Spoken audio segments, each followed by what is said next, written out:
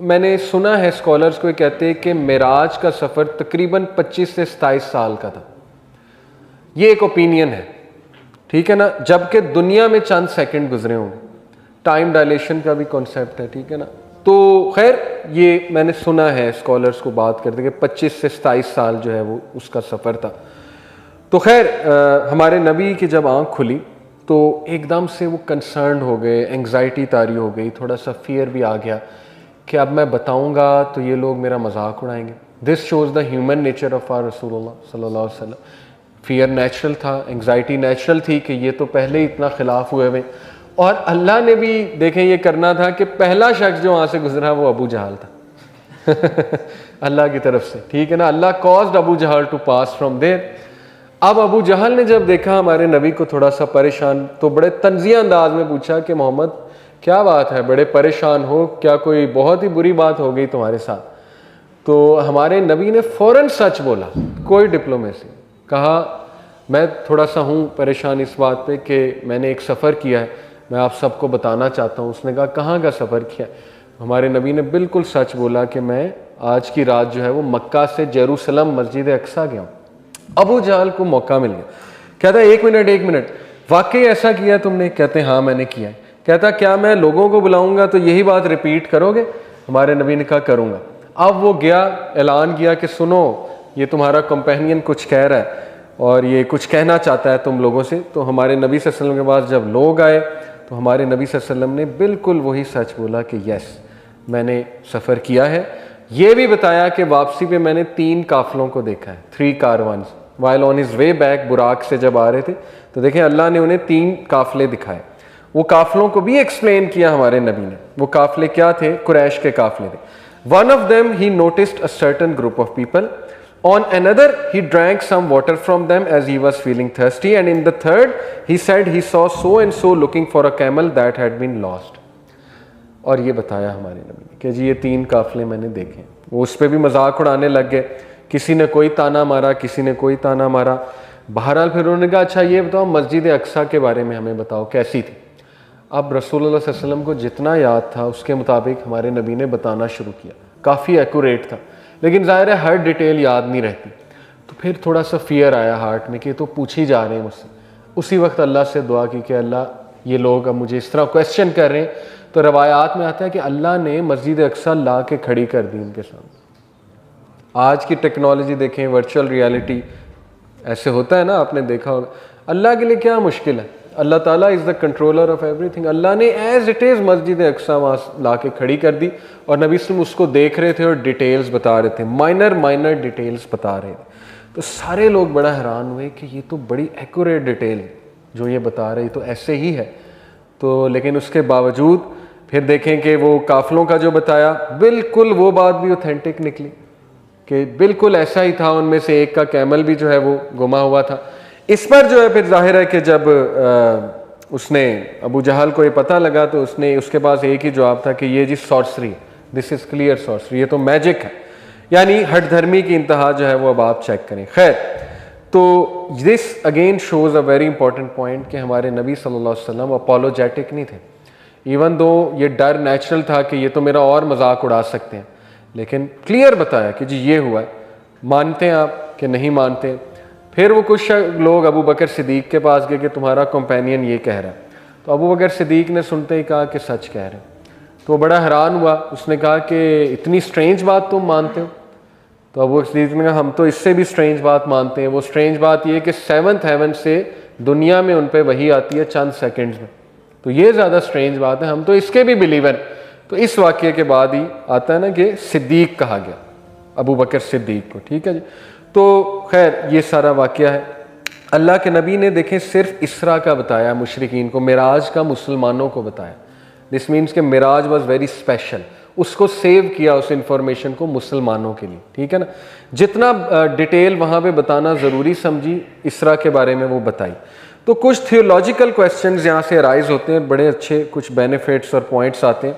पहला वही क्या अल्लाह को देखा, इसके बारे में बी वेरी क्लियर नहीं, और मैंने आपको हज़रत आयशा का पूरा इसमें बयान सुना है। दूसरा थियोलॉजिकल क्वेश्चन ये है कि क्या मिराज का सफ़र ड्रीम में हुआ है कि एक्चुअल फिजिकल हुआ है? तो ये तो इतने प्रूफ्स हैं इसके, अल्लाह ताला खुद कह रहा है अपने बंदे को ले गया, ड्रीम में नहीं ऑब्वियसली फिजिकली, और फिर नबी सल्लल्लाहु अलैहि वसल्लम खुद बता रहे हैं।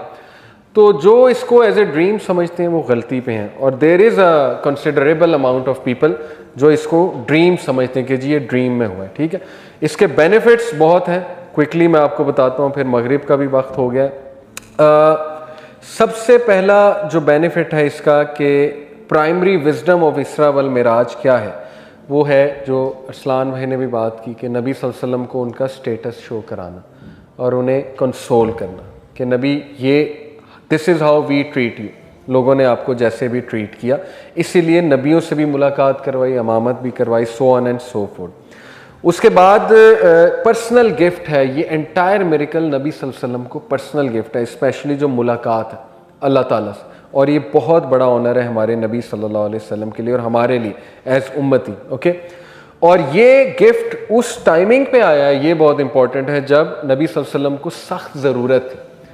इससे एक पॉइंट याद रखें कि बिल्कुल जब बंदा, आप अपनी ज़िंदगी में देख लें, सख्त मायूस होने लगता है ना और गिव अप करने लगता है, अचानक अल्लाह की मदद आ जाती है, क्योंकि ला युकल्लिफुल्लाहु नफ्सन इल्ला वुसअहा, अल्लाह भी नहीं चाहता कि आप डिस्ट्रॉय हो जाए। ठीक है ना, ये बंदा ख़त्म हो जाए, अल्लाह ताला ये क्यों चाहेगा, गम से ये ख़त्म ही हो जाए। तो ऐन उस मौके पे मदद आ जाती है, बशारत आ जाती है, अल्हम्दुलिल्लाह। तो यही हुआ हमारे नबी को भी, जिस मौके पे ये सफ़र कराया गया, दैट इज़ वेरी इंपॉर्टेंट। ठीक है, और उसके बाद बड़ा इंपॉर्टेंट पॉइंट नबी सल्लल्लाहु अलैहि वसल्लम का करेज, उनकी ब्रेवरी, कि उन्होंने सफ़र किया और उनकी आइज़ फॉल्टर नहीं हुई, जैसे सूरह नजम में अल्लाह ताला कहते हैं कि वो टिके रहे। इब्ने कय्यम और इब्ने कसीर का भी यही ओपिनियन है, कोई और होता तो he would have gone crazy. फिर हमारे नबी की ह्यूमन साइड भी इससे शो होती है कि नबी सल्लल्लाहु अलैहि वसल्लम को डर भी लगा। ठीक है ना, नबी सल्लल्लाहु अलैहि वसल्लम ने क्वेश्चंस भी किए, तो इसमें बहुत से फ़िकी पॉइंट्स और शरई पॉइंट्स आते हैं कि किसी से क्वेश्चन करना जायज़ है अगर आपको कोई चीज़ समझ नहीं आ रही। जैसे हमारे प्रॉफिट ने जो है वो जिब्राइल इस्लाम से क्वेश्चन किए कि ये क्या है, ये क्या है, तो it's okay to ask question when it comes to दीन। ठीक है ना, ये भी बड़ा इंपॉर्टेंट इससे पॉइंट जो है वो शो हो रहा है। अगला पॉइंट के डिस्टॉर्ट ना करें इस्लाम का मैसेज, उसको ब्यूटीफुली पेश करें, लेकिन उसको वो उसी तरह करें जैसे उसका हक है, उसकी टीचिंग्स को डिस्टॉर्ट ना करें। हमारे नबी सल्लल्लाहु अलैहि वसल्लम ने, इवन दो इतनी ऑपोजिशन थी, कोई भी डिटेल इधर से उधर नहीं की, बताया मैं गया हूं और ये डिटेल है, बस आपका काम है बताना, डोंट फियर के मजाक उड़ेगा या ये होगा या वो होगा, हक बात करें। ठीक है ना जी। उसके बाद जो है वो बड़ा ज़बरदस्त पॉइंट है, linkage between the progeny of Ismail and the progeny of Ishaq. हज़रत इस्माइल से अरब्स हैं और हज़रत इसहाक से बनी इसराइल है, और अल्लाह ने कहा कि दोनों सेम सोर्स से आए, तो लड़ाई किस बात की? आज लड़ाई है इस बात पे, जूस, क्रिश्चियन, मुसलमान। अल्लाह तो कहता है कि देखो इस सफ़र से साबित हो रहा है कि मस्जिद अक्सा की भी इंपॉर्टेंस है और काबा की भी इंपॉर्टेंस है, लेकिन काबा की ज़्यादा है क्योंकि वापस काबा की तरफ आते हैं हमारे नबी। लेकिन everything is same from the same source. Ibrahim तुम्हारे भी हैं, हमारे भी हैं, सबके हैं, इसमें लड़ाई किस बात की? तो ये एक बड़ा सिंबॉलिक जेस्चर, क्योंकि आप देखें सूरह अल इसरा जो है उसमें अल्लाह ने सिर्फ पहली 2 के 3 आयात में इसरा की बात की है, उसके बाद तो कोई बात नहीं। उसके बाद थीम क्या है? यहूद व नसारा, यहूद बेसिकली हैं, यहूदियों के बारे में बात की है, यहूदियों को मैसेज दिया। तो ये अल्लाह की तरफ से दावत है कि गौर करो, ये नबी उसी सोर्स से आ रहा है, इब्राहिम की ही औलाद से है, लेकिन तुम एक्सेप्ट नहीं करते, आकड़ में ये एक जो है वो अलग बात है। उसके बाद एग्जिस्टेंस ऑफ बुराक जो है उससे कुछ लेसन अखज़ किए स्कॉलर्स ने, बड़े गहरे लेसन्स के। You have to make efforts. Allah के नबी सल्लल्लाहु अलैहि वसल्लम चढ़े बुराक पे, बैठे, उसका सैडल भी था, हार्नेस भी था, उसको पकड़ा, फिर उसको बांधा बाकायदा। ठीक है ना, तो ये एफर्ट है हमारे नबी की तरफ से, और everything requires effort. Even profit सल्लल्लाहु अलैहि वसल्लम हैड टू मेक एफर्ट्स। अल्लाह से मुलाकात तो करनी है, लेकिन उसके लिए भी जो है वो एफर्ट है। फिर स्टोरी ऑफ मिल्क है, वो बहुत ज़्यादा प्रोफाउंड है। हमारे नबी ने फितरा को चूज़ किया, this shows his pure heart, this shows the quality of उम्मत मुस्लिमा कि they are the people of फितरा। मुसलमान एंड तक खड़ा रहेगा, ये LGBTQ और इन गिलाजत के लिए के हवाले से खड़ा रहेगा, क्योंकि वो फितरा वाले हैं, और फितरा के अगेंस्ट जो भी चीज़ होगी उसके खिलाफ जो है वो हम बोलेंगे। और फिर companionship of all the prophets are brothers, same, ये भी इस वाक़े से अल्लाह ताला ने दिखाया। और फिर स्टेटस ऑफ सलाह, याद रखें कोई भी कमांडमेंट इस तरह से नहीं दी गई जिस तरह से नमाज गिफ्ट की गई, और इतनी इंपॉर्टेंट है नमाज कि आप हैरान हो जाएंगे। ईसा अलैहिस्सलाम जब बच्चे थे यानी माँ की गोद में बोले तो उन्होंने क्या अल्फाज कहे थे ईसा अलैहिस्सलाम ने कि मेरे रब ने मुझे नमाज कायम करने का हुक्म दिया। इमेजिन बच्चा ये कह रहा है, अभी तो बालिग हुए भी नहीं, वो ये कह रहे हैं कि ये हमें हुक्म दिया गया है। तो नमाज is very important. Theological benefits, number 1, Allah is above us, not everywhere.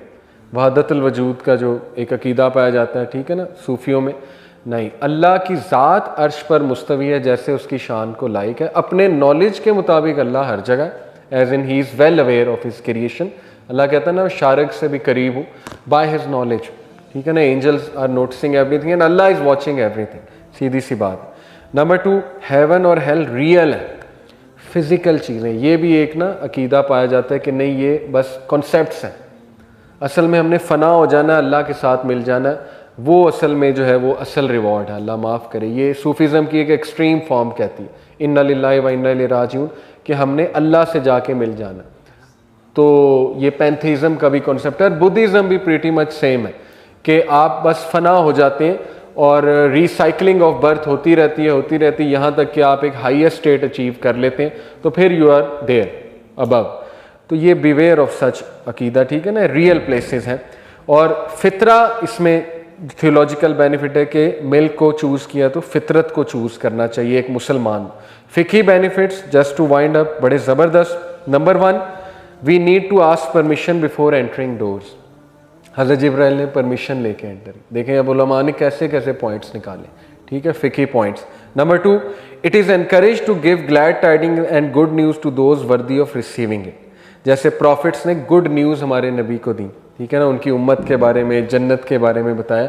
तो ये गुफ्तगू करने का अच्छा तरीका है और इससे जो है एक दूसरे का मोराल बूस्ट होता है। It is permissible to give advice that will bring about good for the people. ये कहाँ से साबित हो रहा है? मूसा अलैहिस्सलाम के, देखें हालांकि नबी सल्लल्लाहु अलैहि वसल्लम तो सैयदुल अंबिया हैं, सैयदुल बशर है, लेकिन मूसा अलैहिस्सलाम को जब लगा मुझे कोई एडवाइस कर देनी चाहिए तो की, और उनकी कॉम्पिटेंसी थी, उनका एक्सपीरियंस था, ये एडवाइस वो दे सकते थे क्योंकि उनकी उम्मत भी बहुत बड़ी थी, तंग किया था उनकी उम्मत ने। तो एक दूसरे को नसीहत करते रहना चाहिए, इवन दो अगले का जितना मर्जी बड़ा स्टेटस हो, और उसको माइंड नहीं करना चाहिए। जो बंदा स्टेटस वाला है उसको ले लेनी चाहिए अगर वो फ़ायदे में है, ठीक है ना। जैसे हमारे नबी कितना ओपन टू दिस थे कि ले ली, हाँ वाकई 50 नमाजें तो ज़्यादा हैं मेरी उम्मत के लिए, तो गए अल्लाह से सिफारिश की जाके। Number 4, it is permissible to sit with your back facing the Kaaba. ये भी फ़िकी पॉइंट निकाला हुआ उलमा ने, क्योंकि इब्राहिम अलैहिस्सलाम बैते मामूर से टेक लगा कर बैठे, तो it's okay. Kaaba is just a symbolic thing जो हम डायरेक्शन के लिए यूज़ करते हैं। काबा पे खड़े होकर अजान भी दी जा सकती है। और night travelling is preferred to day travelling, ये भी बड़ा अजीब पॉइंट है और ये हदीस से साबित है। अल्लाह के नबी सल्लल्लाहु अलैहि वसल्लम ने कहा अगर सफ़र करना है तो रात को करो, रात को ज़मीन समेट लेती है अपने आप, ठीक है ना। ये बड़ा अजीब हमें लगेगा कि रात के सफ़र तो ख़तरनाक भी होता है, लेकिन ये सुन्नत है और ये सफ़र भी रात को हुआ, तो ये भी फ़िकी पॉइंट है और ये हदीस से भी साबित है कि रात का सफ़र जो है वो बेहतर है, उसमें कम डिस्टेंस होता है और ज़मीन अपने आप को समेट लेती है और जल्दी सफ़र जो है वो हो जाता है। तो अल्हम्दुलिल्लाह हमारा मेराज का जो है वो वाक़या कंप्लीट हुआ। इंशाअल्लाह अब हमारे प्लेजेस ऑफ अक़बा और planting the seeds of Yathrib, उसके हवाले से बात करेंगे, नबी सल्लल्लाहु अलैहि वसल्लम की स्ट्रैटेजीज़। जज़ाकुमुल्लाह खैर जी, बहुत शुक्रिया। सुब्हानकल्लाह व बिहम्दिका, अशहदु अल्ला इलाहा इल्ला अंता अस्तगफिरुका व अतूबु इलैक। वस्सलामु अलैकुम व रहमतुल्लाहि व बरकातुहू।